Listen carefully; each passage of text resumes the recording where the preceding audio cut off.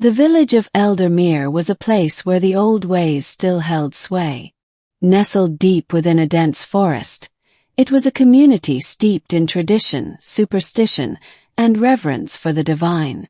The villagers believed in the existence of celestial beings, angels, seraphim, and other heavenly creatures, who occasionally descended to earth to guide or test humanity.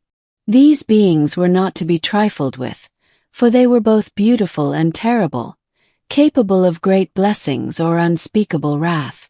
It was in this village that a young man named Elias lived. Elias was a woodcutter by trade, a humble man with a kind heart and a curious mind. He was known for his skill with an axe and his ability to navigate the treacherous forest paths.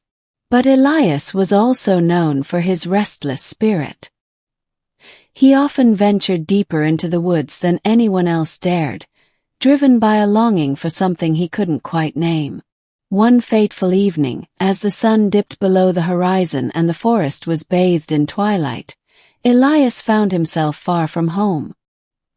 He had been tracking a wounded deer, hoping to bring back meat for his family. But the deer had led him deeper into the woods than he had ever gone before. The trees here were ancient, their gnarled branches forming a canopy so thick that even the moonlight struggled to penetrate.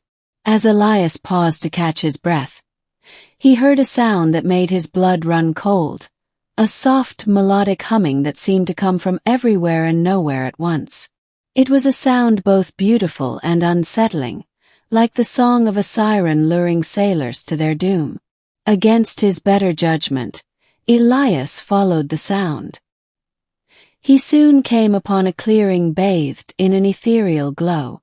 In the center of the clearing stood a figure so radiant that Elias had to shield his eyes. It was a seraphim, a celestial being of unimaginable beauty. Her skin glowed like molten gold, and her wings, vast and feathered, shimmered with every color of the rainbow. She was unclothed, her form perfect and unearthly, and Elias felt a mixture of awe and terror as he gazed upon her. The seraphim turned to him, her eyes like twin stars. "Mortal," she said, her voice resonating with a power that made the ground tremble. "Why have you come here?" Elias fell to his knees, his voice trembling. I did not mean to intrude. I was lost and I heard your song. Forgive me, Holy One." The seraphim regarded him with a mixture of curiosity and pity. "You have seen what no mortal should see," she said.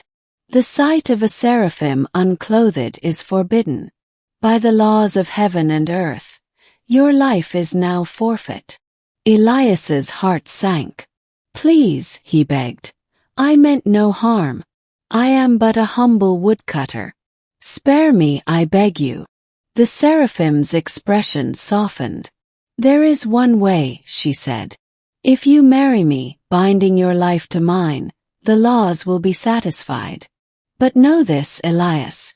To marry a seraphim is to bind yourself to a destiny far greater than you can imagine. You will be tested, and the path will not be easy."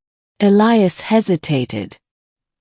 He was a simple man, unaccustomed to the ways of the divine. But the alternative was death, not just for him but for the seraphim as well. He nodded. "I will marry you," he said. "I will do whatever it takes." The seraphim extended her hand, and Elias took it. As their hands touched, a blinding light enveloped them, and Elias felt a surge of energy course through his body. When the light faded, the seraphim was gone, and in her place stood a woman of breathtaking beauty, her wings now hidden, her form now clothed in simple garments. "I am Seraphina," she said. "From this day forward we are bound." Elias returned to the village with Seraphina by his side. The villagers were awestruck by her beauty and grace, but they also sensed that she was not of this world. Whispers spread like wildfire, and soon the entire village knew of Elias's encounter with the seraphim. The village elders, stern and unyielding, called Elias and Seraphina before them.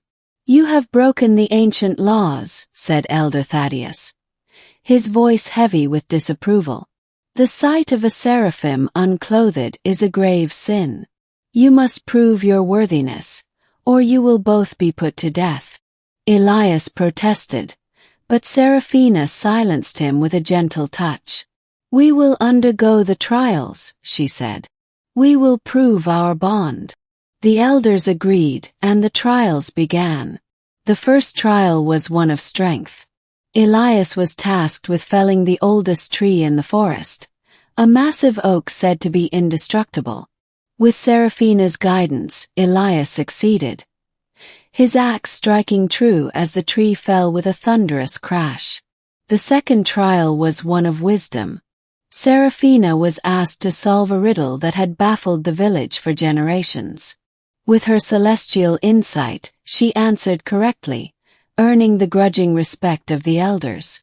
The final trial was one of faith.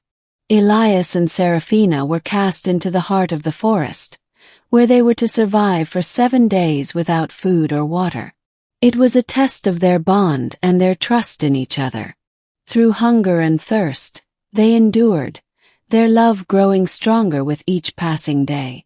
On the 7th day, as the sun rose over the forest, the elders came to them. "You have proven yourselves," said Elder Thaddeus. "Your bond is true, and the laws are satisfied. You may live." Elias and Seraphina returned to the village as husband and wife.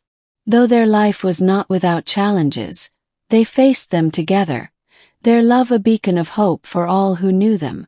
Seraphina, though no longer a seraphim in form, retained her celestial wisdom and grace, guiding the villagers through times of hardship. As for Elias, he found the purpose he had always sought. He was no longer just a woodcutter. He was the husband of a seraphim, a man touched by the divine. And though he never ventured too far into the forest again, he often gazed at the stars, remembering the night he had seen a seraphim unclothed and the destiny that had followed. In the end, their story became legend, a tale of love, faith, and the enduring power of the divine. And though the village of Eldermere faded into history, the story of Elias and Seraphina lived on, a reminder that even the humblest of mortals can achieve greatness when touched by the heavens.